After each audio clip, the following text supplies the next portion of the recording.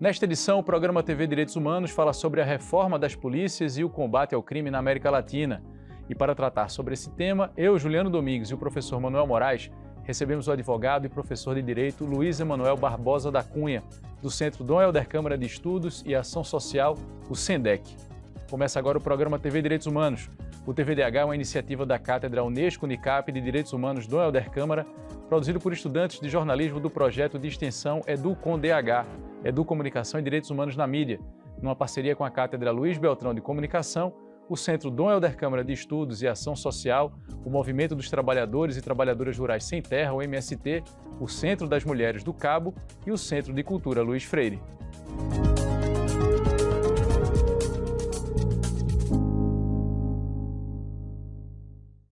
As polícias na América Latina têm sido desafiadas a se adaptar a um novo contexto em que a democratização das instituições públicas e o respeito aos direitos humanos são prioridades. A reforma das polícias na região tem sido um tema central, especialmente em países onde a violência e a corrupção ainda são problemas endêmicos. Como aliar a eficiência no combate ao crime com respeito aos direitos humanos? Essa é uma pergunta, essa é uma questão fundamental que os países latino-americanos precisam enfrentar para garantir a segurança pública de forma sustentável e justa. Reformas efetivas envolvem não apenas mudanças na estrutura e treinamento das polícias, mas também no desenvolvimento de mecanismos de transparência e controle social sobre as ações policiais. Professor Luiz Emanuel, professor Manuel, a gente agradece, a presença do seu xará, professor Manuel. Então vou chamar Luiz Emanuel e professor Manuel. Nós agradecemos a sua participação mais uma vez aqui no TV Direitos Humanos. E já abro, Manuel, com uma pergunta mais ampla, inclusive para introduzir o assunto, para quem está nos acompanhando, assim como eu, que eventualmente não tem maior contato com essa pauta. Por que a reforma das polícias é uma pauta, sobretudo no contexto da América Latina? Seja muito bem-vindo. Obrigado, Juliano, Manuel, A satisfação estar aqui, novamente conversando, com o pessoal da TVDH, inclusive dar um olá, para todas e para todos, e todos, que nos assistem. Bem, olha, a questão da polícia, Juliano e Manuel, a gente que já está nessa passadinha, de luta por direitos humanos há um bom tempo, antes de mais nada a gente tem que ter em mente que polícia é um braço armado, é um braço literalmente armado. E isso faz toda a diferença dentro de um contexto intraterritorial e nas relações de poder. Então, antes de mais nada, ter esse foco. Segundo, leva em consideração o histórico de criação das polícias no Brasil. Então, isso não vem como um grande projeto de segurança interna, e sim uma grande iniciativa de seguranças localizadas, sempre focando a proteção à propriedade, à terra, vamos dizer assim, a retomada de pessoas escravizadas, fugadas. Então a gente tem uma polícia que tem um histórico muito miliciano, e miliciano não no sentido de um batalhão de polícia, miliciano nesse sentido de uma força armada sem nenhum tipo de controle que não seja do interesse do grande proprietário. Tem essa questão do próprio uso da arma, e aí entra um pouco dessa ficção do Estado, que o Estado tem um monopólio da força. Isso é uma ficção que, quando a gente vai para os territórios, isso completamente se dissolve para realmente um exercício de poder.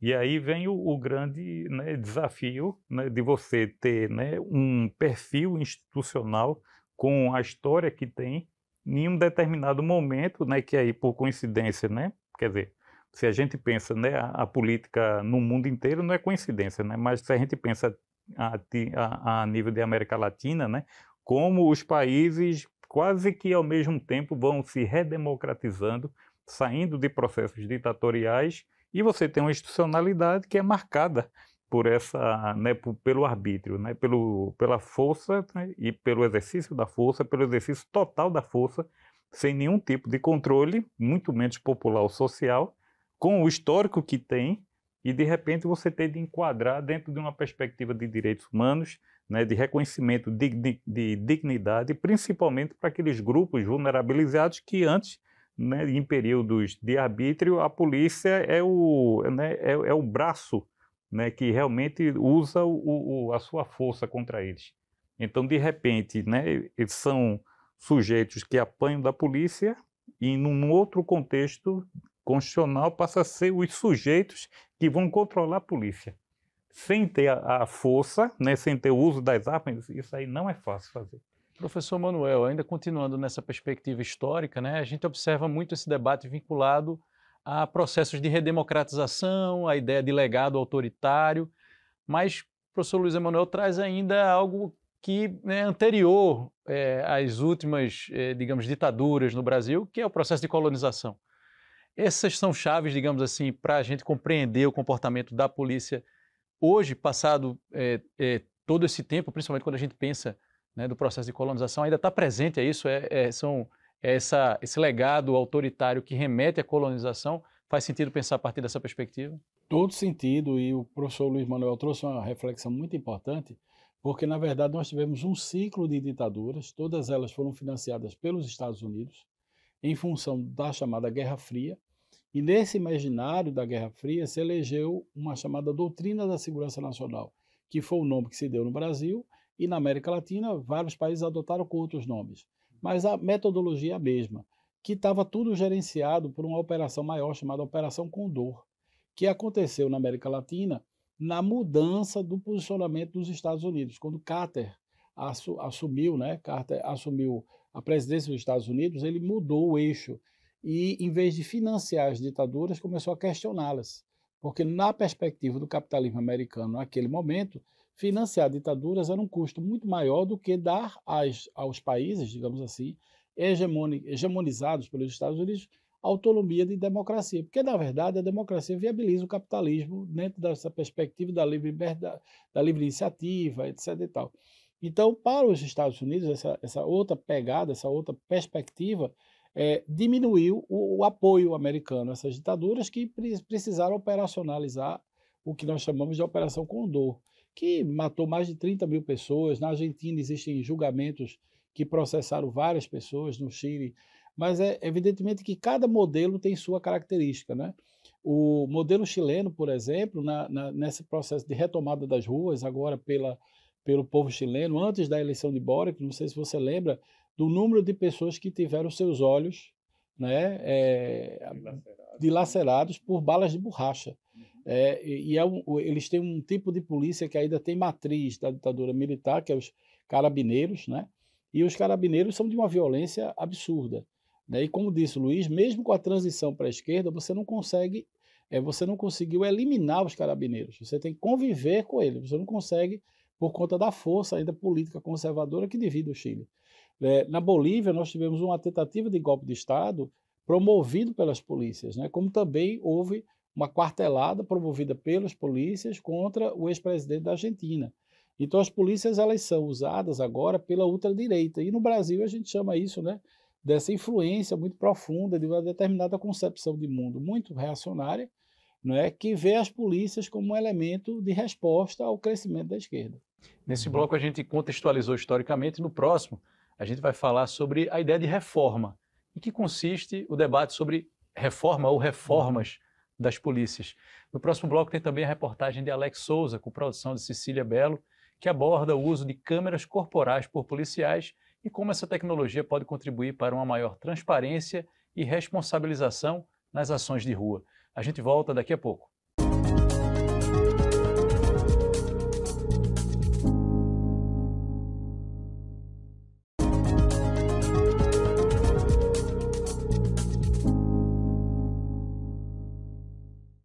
Estamos de volta com o segundo bloco do TVDH, que nesta edição fala sobre as reformas das polícias e o combate ao crime na América Latina, com a presença do advogado Luiz Emanuel Barbosa da Cunha. Agora a gente acompanha a reportagem de Alex Souza. Segundo dados do 18º Anuário de Segurança Pública, divulgados pelo Fórum Brasileiro de Segurança Pública no dia 18 de julho de 2024, o Brasil registrou 6.393 mortes causadas por intervenções policiais em 2023, considerando o período entre 2013 e 2023. Esta taxa de letalidade policial no país aumentou em 18,9%. Em razão desses dados, o uso de câmeras corporais por policiais em nosso país vem sendo discutido e apontado como possível forma de reduzir, ao menos em parte, esses números. O Ministério da Justiça já estabeleceu diretrizes para a utilização dos equipamentos. Entre elas, destacam-se as que as câmeras podem contar com acionamento automático, acionamento remoto ou acionamento pelo próprio policial. De acordo com a portaria de regulamentação do uso, cabe às secretarias estaduais decidirem qual modelo usar, mas destaca a preferência pelo modo de gravação ininterrupta. A perita criminal e presidente da Associação de Polícia Científica de Pernambuco, Camila Reis, fala da importância de analisar com cuidado estes diferentes acionamentos do equipamento. Eu acho que o acionamento manual não é indicado. Se você está querendo mudar uma cultura e você dá a possibilidade daquela pessoa decidir ali se ela vai acionar ou não, essa cultura não vai ser mudada e esse serviço não vai ser implementado. Então, eu acho que dar ao policial a chance dele acionar quando ele quer e quando ele não quer, não vai contribuir para a confiança da sociedade sobre aquilo. Agora, o que eu acho que deve ser definido dentro desse protocolo, o que eu acho que tem que ser participativo, é em que momento esse acionamento automático será realizado. Eu acho que ele não pode ser realizado pelo policial, mas eu não acho que ele deve ser acionado, por exemplo, no momento que uma pessoa chega no seu plantão, ou no momento que a pessoa entra numa viatura. Eu acho que ele deve ser acionado automaticamente no momento que a pessoa parte para a operação. A medida visa garantir mais transparência nas ações policiais e tem sido vista como uma ferramenta importante para a proteção tanto dos agentes de segurança quanto da população. Em estados onde a medida já foi adotada, como São Paulo, os resultados positivos já podem ser percebidos. Houve uma queda de 62% do uso da força em intervenções policiais, segundo pesquisa divulgada em maio de 2023 pelo Fórum Brasileiro de Segurança Pública. Apesar dos efeitos positivos, a implementação desta tecnologia ainda passa por discussões sobre possíveis violação da intimidade dos policiais. Estudos feitos pelo Ministério da Justiça antes da publicação da portaria mostram que quando as câmeras precisam ser acionadas pelo policial, as regras não são seguidas como deveriam. Então, dentro dessa regulamentação, é preciso que se respeite a privacidade dos policiais, para que realmente se tenha acesso à parte das gravações que indicam uma interação entre o policial e o público e a sociedade. Porque quando a gente tem esses fragmentos de filmagens demonstrados de maneira clara, em que o policial ou teve a sua conduta incorreta de acordo com o treinamento e as diretrizes que ele recebeu, e pode efetivamente ser tanto treinado quanto punido no caso de faltas muito graves, isso é bom para que você exclua condutas que não correspondem com a linha do que deve ser um policial agindo hoje, respeitando e sendo parte da sociedade. E, em contrapartida, no momento que ele é acusado injustamente, ele também tem aquela prova a favor dele. Então, é bom para o policial bom, que faz as coisas de acordo com a sua conduta, e aumenta a confiança da população na ação policial. Outro ponto discutido a respeito das gravações feitas pelos equipamentos é o armazenamento do material. A perita criminal Camila Reis destaca como deve ser feito este armazenamento de modo que passe uma maior confiança na implementação das câmeras. E que se tenha um rigor muito grande em quem será a instituição que vai custodiar esses materiais, que vai ser responsável por guardar essas imagens. A gente sabe que nos Estados Unidos, por exemplo, quando você vai contratar uma empresa para custodiar isso, você tem um currículo rigoroso que essa empresa tem que cumprir de realmente gestão de qualidade desses materiais. Então, essas empresas têm que demonstrar quem vai ter acesso, se o login é individual, se qualquer edição vai ficar registrada, como uma pessoa pode fazer para pedir acesso, termos de confidencialidade que serão assinados por esses profissionais que ficarão com a guarda desses materiais. Então, para que tanto a sociedade quanto os policiais confiem, a gente precisa também ter muita seriedade na contratação dessas empresas e participação popular e dos policiais na regulamentação que vai colocar isso em prática. Então vamos continuar nesse assunto, né, que é um assunto que costuma movimentar a pauta, né, de vez em quando isso volta ao noticiário. E aí eu queria saber, primeiro com o Luiz Emanuel, depois com o professor Manuel, por que tanta polêmica em torno da utilização, da implantação dessas câmeras? Olha, primeiro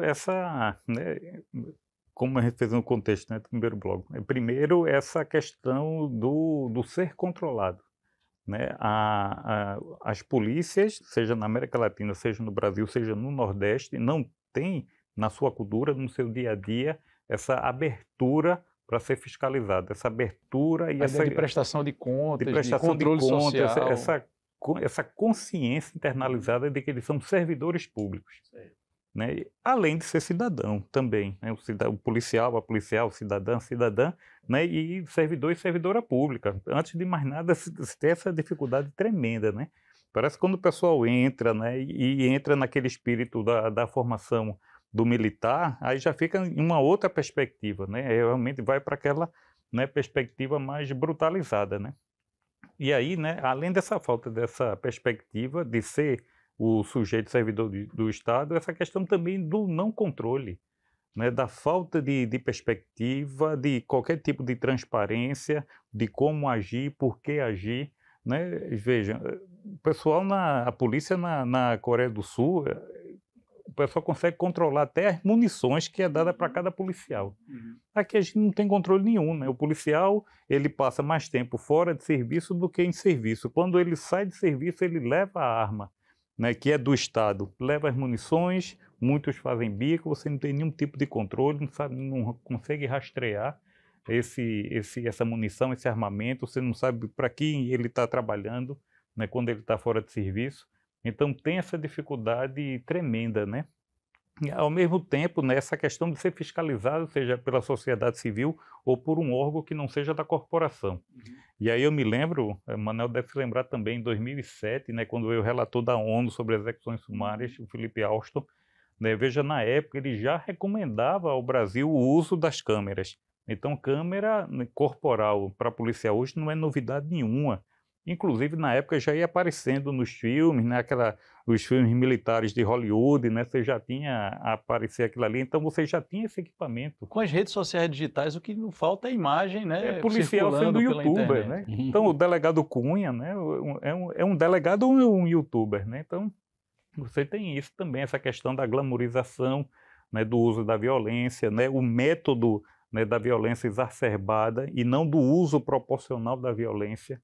Então, tem muito desses fatores que estão em jogo disso, né? Não tem resistência a ser controlado, não quer ser controlado, não quer ser fiscalizado, né? E, ao mesmo tempo, não quer se abrir, né, para outros sujeitos que não sejam da sua corporação.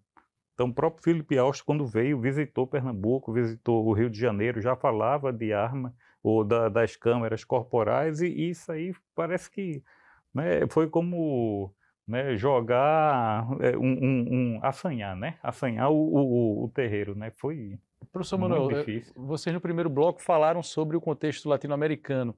Esse debate também existe em outros países, dentro desse, digamos, dessa ideia do legado autoritário, ou é uma característica só aqui do Brasil? A resistência, né, que a gente observa a implantação de controles como, por exemplo, o uso da câmera.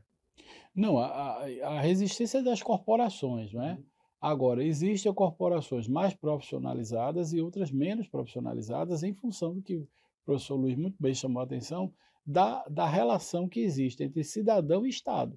Porque o grande problema dos nossos países que estão dentro desse contexto latino-americano é porque nós passamos por esse processo de ditaduras que esgaçou o conceito de cidadania, né? Então, para muitas pessoas, a cidadania é um por favor, né? É um favor. Os serviços são como se fosse assim, o delegado presta uma missão, né? Se você pegar no Brasil, e isso não é só no Brasil, a quantidade de delegados que são vereadores, que se tornam políticos, né? Policiais militares que foram para a política, nos últimos anos ficou mais comum, inclusive, chamar algum deputado de capitão. Então, esse processo de politização das polícias é algo letal.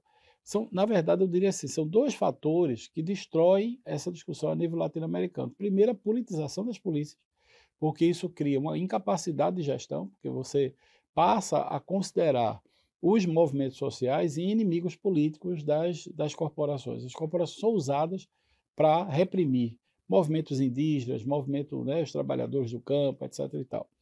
E, por outro lado, né, você tem o processo, quando não politização, você tem um processo, digamos assim, de não profissionalização das polícias, que tem a ver com a falta de investimento, que é um paradoxo, porque, em média, essas polícias não têm transparência. Você não tem quanto No Brasil, você não sabe efetivamente quanto se gasta em polícia, porque é dado como sendo uma informação sensível, está ligado à questão de estratégia de enfrentamento ao crime organizado, e isso vai criando uma verdadeira casta, que se autogere, que passa a ter um lobby.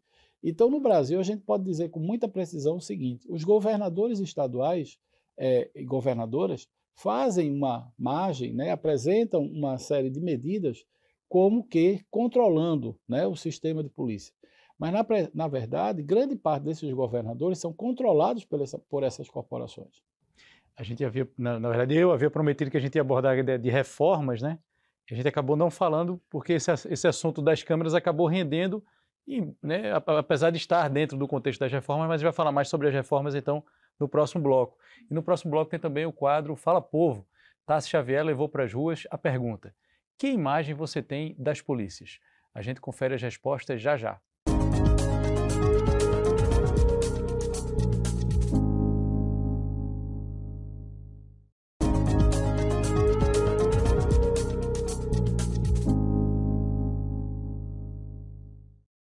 Estamos de volta com o terceiro bloco do TV Direitos Humanos, que nesta edição fala sobre a reforma das polícias e o combate ao crime na América Latina. Agora vamos ouvir o que dizem as ruas. É hora do quadro Fala Povo, com Tassi Xavier.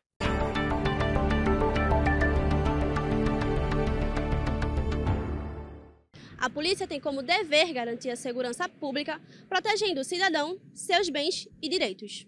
As abordagens policiais são procedimentos realizados pelos agentes com o intuito de investigar, deter ou prender indivíduos suspeitos. Essas abordagens devem ser conduzidas de forma respeitosa, seguindo os protocolos legais e dos direitos humanos. Mas, infelizmente, frequentemente, algumas dessas abordagens fogem dos protocolos e vão contra os direitos da população. Essas ações se enquadram em abuso de poder e ocorrem quando os agentes utilizam força excessiva ou desnecessária ao interagir com os cidadãos. Entre os fatores apontados como causa para essas ações violentas estão a falta de treinamento adequado, preconceito e, muitas vezes, a impunidade. No Fala Povo de hoje, o TVDH foi às ruas para saber: que imagem você tem das polícias? Ser policial é algo difícil, né? Hoje em dia, a gente às vezes tem a opção de generalizar as categorias e, como qualquer outra categoria profissional, sempre tem aquelas boas pessoas e as más pessoas, né? Sempre tem aqueles que são bons profissionais, fazem, se dedicam à profissão que escolhem, e aqueles que às vezes agem não tão bem. Então, ser militar é algo difícil porque a gente acaba generalizando o que poucos fazem em detrimento do que a grande maioria faz, que é o bem, que é realmente fazer aquilo que se comprometeram quando abraçaram a profissão. Então, hoje em dia, a visão que a gente tem, né, das polícias de modo geral é uma visão pejorativa, que nem sempre corresponde à realidade. Quem está de dentro sabe o quão difícil é você se dedicar a uma profissão onde a cada dia que você sai de casa, você não sabe se volta, porque você coloca a sua vida ali em prol de uma população, de alguém que você não conhece, você não sabe quem é, de quem você nunca viu, e às vezes você lidar com alguém que sai de casa para fazer o mal, e você ter que lidar com aquela pessoa, respeitar e tratá-la como cidadão, como pessoa, não é uma situação fácil, né? É uma situação difícil. Mas, de modo geral, é uma profissão que muitos abraçam de coração e que se dedicam e que realmente querem fazer porque gostam daquilo. Mas, infelizmente, tem o lado ruim que acaba prejudicando os bons, que é uma grande maioria, né? Um pouco decepcionado, certo? Principalmente a Polícia Militar.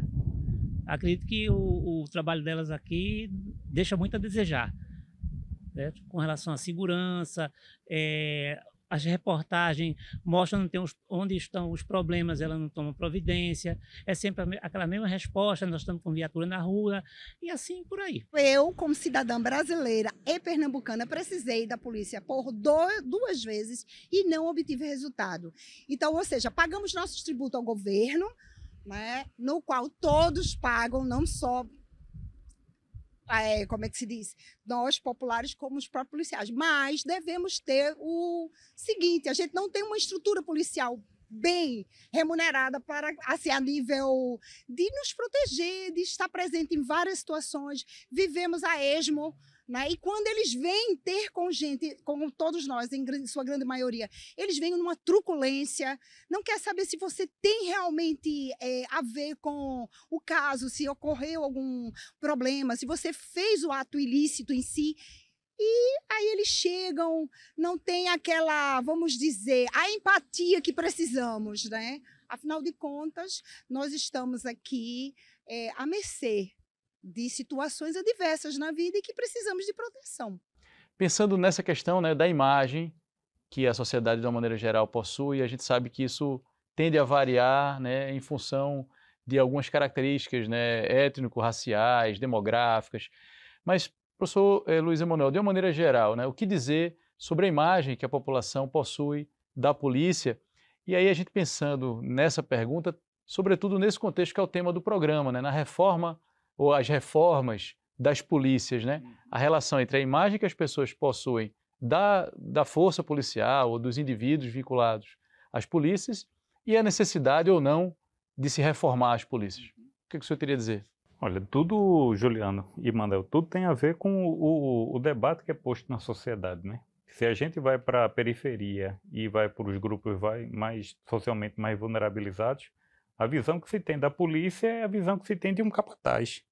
Então é o uso da força, é o arrombamento da casa a qualquer momento, é a bofetada, é aquele bem estilo Capitão Nascimento, né, quando ele entra nas comunidades, né? Quando você vai para a classe média, você já fica naquela expectativa de um serviço público. Então a pessoa tem, por exemplo, seu carro furtado, aí quer que na delegacia tudo aconteça muito rápido, que entrega seja... Então fica naquela expectativa de uma prestação de serviço. E quando você vai para a elite econômica mesmo, né, e política do país, aí você já tem aquela guarda pretoriana.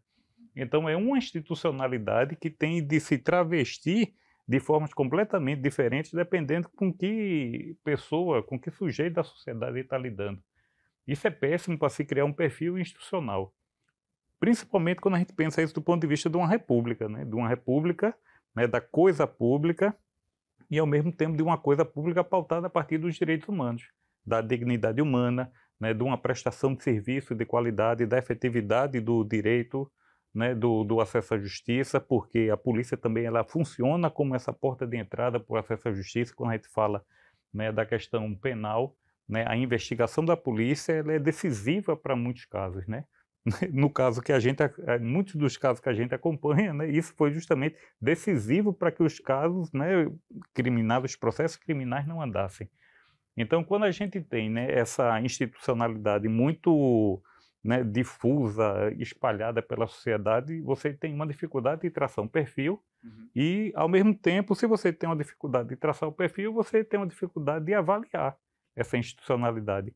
E essa institucionalidade que também não se abre, né, para ser transparente, para ser fiscalizada de fora. Então você tem, né, uma institucionalidade refratária, você tem uma dificuldade de avaliar, né, qual é esse serviço público, como ele é prestado, né, onde o dinheiro é gasto, no que é gasto. A única coisa que a gente vê dinheiro público sendo gasto na polícia é sempre nos carros da polícia. Entra um governo de esquerda, sai governo de esquerda, entra um de direita, entra o que a gente não sabe nem se é de direita ou se é de esquerda, que até hoje, né? Uma das primeiras coisas que faz é mudar a frota, primeira coisa né? que fez é seguir sempre com aquele teatro, né? Teatro, você compra um carro da polícia, faz aquele, né? Tem sempre um momento de entrega, né, dos carros, a famosa, né? Pirotecnia, né? Isso, olha, eu me lembro, muito pequeno, ali na frente da Rádio Patrulha, ainda no governo de Dr. Arraes, veja. Né, a Rádio Patrulha fazia encenação, né, dos carros novos que chegavam, aqueles carrão bem antigos, então saía, prendia a pessoa, pá, pum, fazia um teatro mesmo ali na Rua Dom Bosco, né? Então hoje você não faz mais esse teatro, mas você faz outro tipo de estardalhaço, né? Então chama muita atenção, né, sempre nesse foco, mas como é gasto esse dinheiro é uma dificuldade tremenda. Inclusive, a gente pensava que uma saída para isso era ter o Conselho Estadual de Segurança Pública. Então, o Conselho de Segurança Pública sai depois de muitos anos, depois da Conferência Estadual de Segurança Pública, e quando sai, é aquela dificuldade tremenda, né, de a gente ter acesso ao orçamento, no que está sendo gasto, né? O secretário sempre ali com o pé no freio para não mostrar E para a gente falar sobre essa questão das medidas, né, como você falou, quer dizer, medidas institucionais objetivas dentro dessa perspectiva de reforma, porque quando a gente fala reforma tem uma certa abstração, né, assim, a gente está falando reforma em que sentido? Que tipo de reforma, né? Imagino que tende ao infinito as possibilidades de reformas. E aí, professor Emanuel, o que seria fundamental, né, na opinião do senhor, quando a gente pensa em medidas, se fosse possível, por exemplo, né, instituir nesse momento agora, quais seriam aquelas que o senhor elencaria como as prioritárias para que, de fato, haja uma mudança, né, no funcionamento das forças policiais e aí, consequentemente, no entendimento que a população possui das forças policiais? Começa por cumprir a recomendação da Comissão Nacional da Verdade e a comissão de vários estados, a comissão aqui de Pernambuco também, recomendou a desmilitarização da PM. Porque a PM é a forma de organização da segurança pública na forma que ela é hoje, é um resquício da doutrina de segurança nacional e não responde à necessidade, porque você cria uma lógica militar de domínio de território. Primeiro que esses militares estão em quartéis. Veja, quartel não é um lugar onde você, como cidadão, visite. E essa é uma característica não só do Brasil. Não, em vários países, né? Quer dizer, como falava, os carabineiros. Inclusive, muitos policiais daqui no passado foram treinados por esses carabineiros, foram treinados no Paraná, inclusive tinha uma escola internacional, né, financiada pelos Estados Unidos, a Escola das Américas, que era um centro de difusão de tortura. Então, antigamente, nas delegacias de polícia no Brasil, tinham tonéis de água onde as pessoas eram chamadas para averiguação e era praticado o afogamento. O afogamento era uma prática policial. Tinha instrumentos de tortura nas delegacias, né?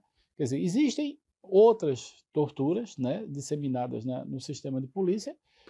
Nós temos casos de desaparecidos, como aquele do Rio de Janeiro, o Amarildo, que é famoso, mas a gente tem casos aqui em Pernambuco que não são tão famosos, mas de pessoas que foram desaparecidas, como os meninos, né, de Cabrobó, que até hoje não se tem notícia do que aconteceu com eles. E o modus operandi é o mesmo, bota um capuz, sequestra essas pessoas e elas são, né? Porque é o processo dos chamados grupos de extermínio, que é o outro fenômeno que eu estava tentando chamar a atenção. Quer dizer, você tem um processo de politização e o outro é quando a polícia ela se sente livre, por falta de controle cidadã, do aparato, né, de sistema de justiça, e começa a matar. Aí viram justiceiros. E esses justiceiros, para virarem grupos de extermínio, é um pulo. Então, o que a gente precisa fazer é, primeiro, uniformizar, né, o que hoje nós chamamos de SUSP, Sistema Único de Segurança Pública. Hoje, Lewandowski, que é o atual, né, ministro da Justiça, está levando muito a sério um projeto de emenda à Constituição que vai unificar, né, e criar, de fato, um sistema único. Existe já em lei, mas ele quer colocar na alçada da Constituição. Então, o que ocorre, para responder a você, é que essas reformas estão acontecendo a nível latino-americano por conta da constitucionalização, né, do que nós chamamos de decolonialidade. Então, você decolonializar o direito é decolonizar também a segurança pública.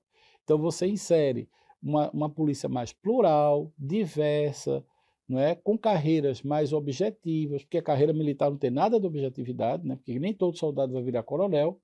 Então, isso já gera um nível de tensão interna. Então, carreira única, desmilitarizada, que não quer dizer perda da farda, né? Nem de hierarquia. Hierarquia, né? Você vai ter hierarquia e disciplina, mas, por exemplo, a Polícia Rodoviária Federal, ela é fardada, ela tem disciplina e hierarquia, e ela não é militar, ela é civil, né? E ela tem todas as características, digamos, simbólicas, né? De uma farda, mas é uma carreira única. Todo policial federal, da Polícia Rodoviária Federal, pode ser superintendente. Eles são todos eles. O que é o superintendente da Polícia Federal? É um primus inter pares, é uma expressão em direito para dizer que ele é o principal entre iguais.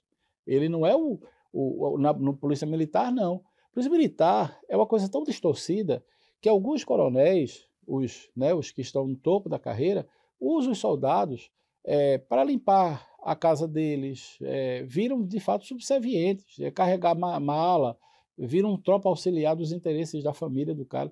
Quer dizer, é uma coisa de um atraso que é absurdo. Sem falar o problema do controle das armas, que é outro elemento central, né? Na prática, o que a gente vê é que no Brasil ainda a polícia é uma força auxiliar do Exército. E a gente precisa cortar isso. A polícia precisa ser uma força pública da cidadania, da sociedade, regida por uma perspectiva que é um paradigma que a gente defende, que é a justiça cidadã, e não a justiça a partir do aparato do Estado. Porque, na verdade, se a gente trabalhar justiça cidadã, o cidadão pode e deve participar da segurança pública. No próximo bloco, tem o quadro Educar para os Direitos Humanos, com Ana Célia. É quando o professor Manuel Moraes e o nosso convidado Luiz Emanuel respondem uma pergunta feita por você que acompanha o TV Direitos Humanos.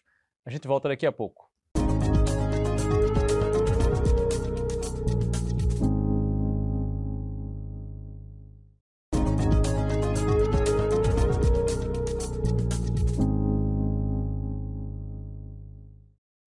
Estamos de volta com o quarto bloco do TV Direitos Humanos, que nesta edição tem como tema a reforma das polícias e o combate ao crime na América Latina. Agora, Luiz Emanuel Barbosa, nosso convidado, e Manuel Moraes respondem a uma pergunta enviada por quem acompanha o nosso programa. É o momento do quadro Educar para os Direitos Humanos, com Ana Célia.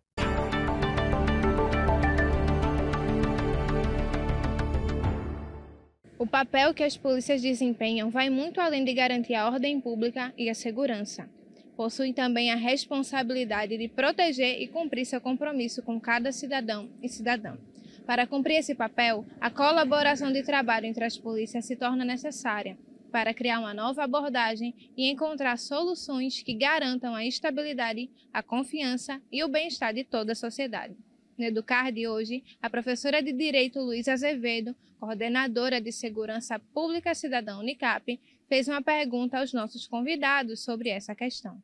Considerando que a criminalidade já se organizou de forma transnacional e que no Brasil, um país de dimensões continentais, ainda pairam essas dificuldades de diálogo entre as polícias de diferentes estados, imagina de diferentes países, que esforços poderiam ser priorizados nas esferas estaduais e federal para alinhavar essa integração? A gente agradece a Luísa Azevedo, professora de Direito, pela pergunta e já passa a bola aqui para nosso convidado, Luiz Emanuel, e depois o professor Manuel. Olha, assim, antes de mais nada, né, agradecer a pergunta à professora. E, assim, o raciocínio dela, acho que é bem interessante, né, desse ponto de vista. E, por incrível que pareça, né, a integração das polícias nacionais através da Interpol, nessa perspectiva do crime transnacional, é menos complicada do que a relação entre as polícias aqui dentro do país. Seja a Polícia Rodoviária Federal, como o Manuel falou, né, a Polícia Federal, Polícia Civil, Polícia Militar. Mais complicada você se refere à troca de informações? Troca de informações, esse trabalho, porque como é um serviço mais, vamos dizer, mais fino, então você tem um treinamento diferenciado, então as pessoas já têm essa perspectiva muito alinhada, então funciona muito bem. A grande problemática nessa perspectiva do crime transnacional é você ter o crime tipificado enquanto isso, enquanto crime. Então, às vezes, uma determinada conduta não é crime para um país, mas é crime para o outro, então começa a ser perpetrado num canto, se completa no outro, ou então a pessoa consuma em um território, né, e foge para o outro. Então, a problemática aí é o quanto determinada conduta ela é criminalizada ou não por um país ou outro. Mas nessa perspectiva do trabalho, a Interpol ela funciona como esse elo muito, muito interessante, né? Inclusive na busca, né, de pessoas, né, foragidas, fugadas, né? Eu acho que nessa perspectiva do crime transnacional o problema não está na polícia, né? A Interpol, como eu disse, né, a Interpol funciona até bem, né? A questão está em como determinadas condutas elas são combatidas do ponto de vista criminal por um país ou outro, né? Professor Manuel.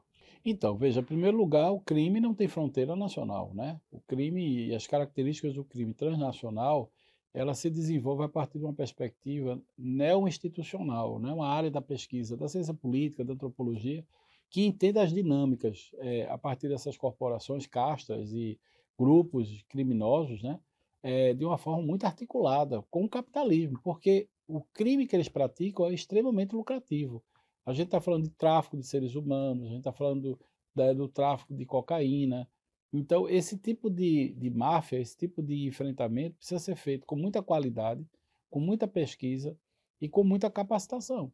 Então, o intercâmbio é investimento. Tem que haver investimento em polícia, inteligência, para que você possa aperfeiçoar os mecanismos de enfrentamento a esse tipo de crime. Você também tem um tripé para fazer esse enfrentamento, porque você não só tem a bala, você pode enfrentar, você precisa enfrentar a partir de informações financeiras.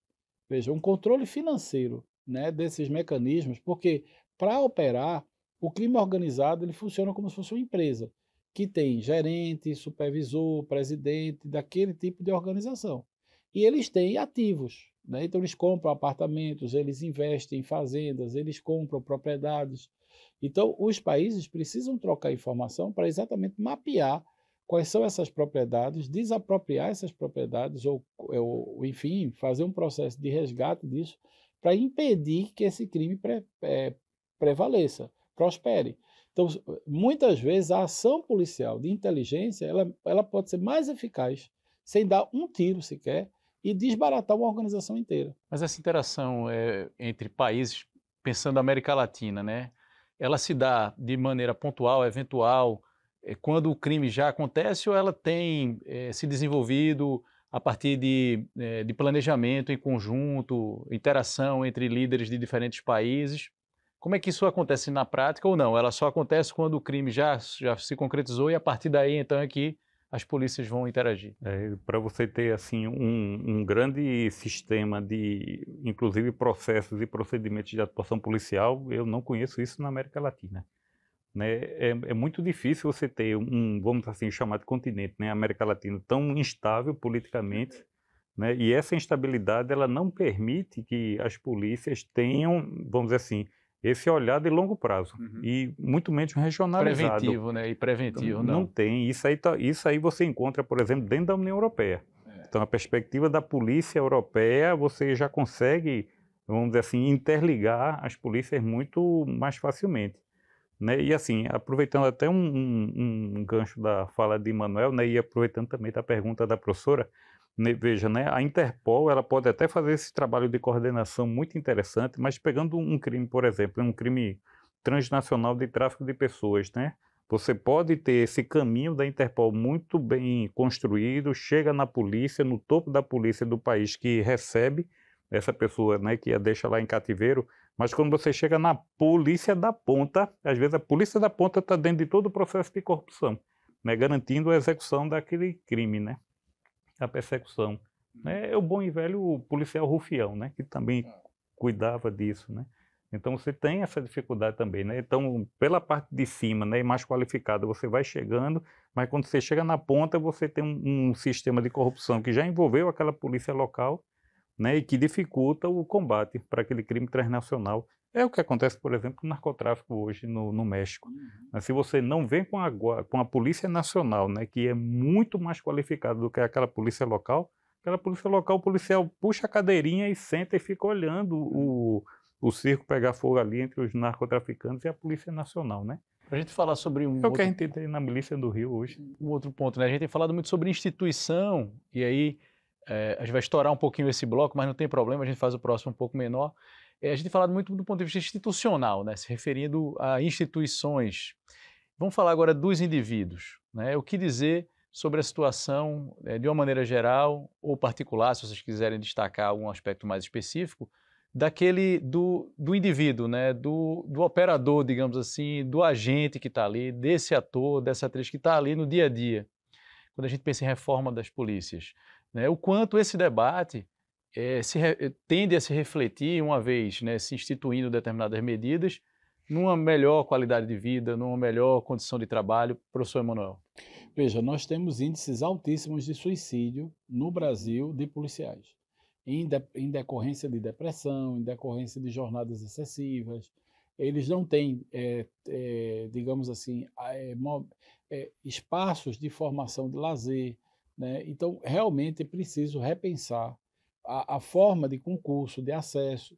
Para você ter ideia, antes das primeiras greves da PM, de 97, 60% dos PMs eram recrutados na sociedade, não havia concurso. Então, eram, na verdade, uma espécie de contingente eleitoral da política local, que eram colocados dentro da PM. E essas pessoas sequer sabiam até escrever e ler, não tinham formação. Então, com as greves, tiveram um efeito muito positivo nas PMs, porque elas efetivaram uma busca por maior profissionalidade. Então, você tem uma quantidade, os concursos, né, consequentemente, aumentaram a qualificação do policial. Então, você encontra hoje policiais muito preparados do ponto de vista de uma formação jurídica, do ponto de vista, né? Os delegados todos hoje são bacharéis, são obrigados a ter pelo menos um bacharel, e você tem aí um maior investimento. Mas ainda a gente sente um certo afastamento da sociedade. É como se a sociedade ela fosse um elemento, como se fosse um inimigo, como se fosse um ser estranho. Ele não se sente inserido. Então a pessoa pira, porque imagina, a pessoa está fazendo enfrentamento com o inimigo, mas ele mora na mesma favela, ele é fruto desse processo, ele também é negro, ele também está inserido na exclusão social, mas ele não consegue perceber que ele é parte dessa exclusão. Então, quando ele consegue, ou ele tenta fazer isso, ele entra em depressão, porque ele não se vê mais como aquele profissional tão livre como ele imaginava. Ele se vê pertencendo a uma engrenagem do qual ele não pode mais voltar atrás. Luiz Emanuel, para a gente falar sobre esse aspecto. Essa institucionalidade, essa polícia institucionalidade que a gente está falando, ela massacra hoje os bons policiais e as boas policiais. Então, aquelas pessoas, né, que realmente têm aquela perspectiva, né, de ser um investigador, uma investigadora, né, de ser aquele policial, né, de ponta, aquele do policiamento comunitário, né, que tanto tempo se falar da polícia, né, a patrulha do bairro. Então, essa perspectiva da segurança cidadã que demanda esse tipo de policial, nessa institucionalidade que a gente tem hoje, são policiais que são massacrados. Né? Então, são pessoas que têm aí o seu tempo de vida útil, né, 25 anos dentro da polícia, que a cada dia, né, é uma dificuldade tremenda, né? Seja por conta de outros colegas que entram nesse processo, né, de lidar com a criminalidade, né, de confabular com a criminalidade, e aquele policial passa a ser um problema para esses outros, né, que confabulam com a criminalidade, né? Mas assim, tem muita dificuldade. Eu mesmo já tive muitos alunos policiais. Sim. E eu me lembro especificamente de um policial civil, né, que, assim, por conta dessa pressão de plantão, me lembro até na época, né, eles dobravam os plantões. Então, como dizer, no bom linguajar, né, a pessoa ficava pilhada, né, você não tinha aquele tempo, né, e como ele passou por operações em situação de quase morte, né, assim, realmente de um risco muito grande, então aquilo deflagrou nele uma forma de reação e de conduta completamente estranha. Então, o que acontece? Né? É estranho em relação ao que ele era antes, né, enquanto policial. Então, a própria polícia ela não acolhe esse policial que sofre o risco de estar ali no dia a dia, de receber um tiro, né, de saber que ele está saindo para o trabalho, mas pode não voltar. E como é que a polícia vai tratar essa família? Então, a pessoa tem hora realmente que perde um pouco do controle. E ao invés da polícia acolher esse policial nessa situação, o que é que ele faz? Ele já tinha 3 processos administrativos. Então, tinha dia que ele chegava chutando porta dentro da faculdade. Então, a gente tinha que, né, fazer todo um processo de acolhimento para conhecer dessa situação dele, para poder não ser a faculdade, mas um espaço de expulsão dele da sociedade. E não são casos isolados, né? São muitos de jeito casos. Nenhum. Depois do intervalo, tem o 5º e último bloco desta edição do TV Direitos Humanos. Daqui a pouco a gente volta.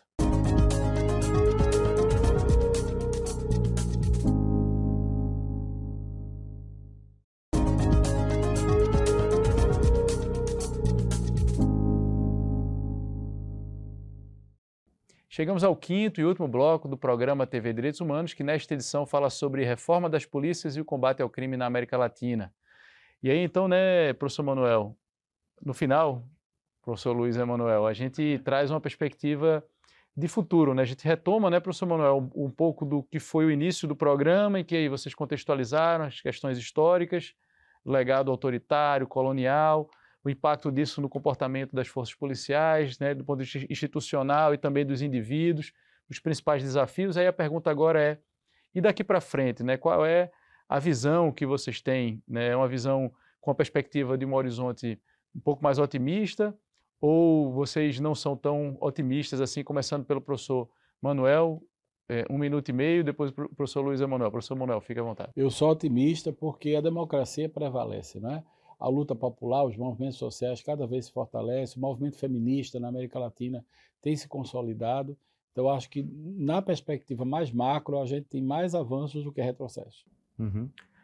Se a gente imaginar, por exemplo, né, a polícia antes da Constituição de 88, né, se você vir se o policial é completamente do policial diferente do policial de hoje, né? Inclusive mais qualificado, mais treinado, né? E mais bem informado. Quer dizer que é uma polícia boa? Não, a gente tem uma polícia péssima ainda, de péssima qualidade, inclusive de péssima qualidade democrática. Mas a polícia também não é estranha dentro da qualidade da democracia que a gente tem. Então a gente melhorou muito nesses, né, 30 e tantos anos de Constituição, e se a gente olhar um pouquinho mais para trás, nos últimos 40 anos a polícia melhorou muito, mas tem muito para melhorar. Então essa institucionalidade tem que ser muito mais aberta para a fiscalização. Isso vai ser bom para eles quando os próprios policiais perceberem que essa fiscalização ajuda os bons policiais, porque nós temos bons policiais, bons e boas policiais. Eu acho que aí a gente vai ter uma institucionalidade bem melhor. Mas se a sociedade não der esse suporte, ainda ficar, né, vendo essa institucionalidade tripartida aí, dependendo da qualidade da cidadania que vive, então essa transição, essa mudança, essa busca por reforma vai ser muito mais lenta. Infelizmente chegou ao fim do nosso programa. Nós agradecemos, né, professor Manuel, Obrigado. A sua presença, professor Luiz Emanuel, Eu mais que uma vez agradeço aqui. aí, o momento de conversa. E haverá outras oportunidades, né, professor Manuel, para que o senhor volte aqui. Acho que tem muitos assuntos que a gente pode desenvolver, né, professor, a partir dessa discussão sobre a reforma das polícias. Se a gente pensar na América Latina, meu amigo, tem Dá para fazer uma série, né? Tamo junto. Então, mais uma vez, muito obrigado pela participação. Eu agradeço.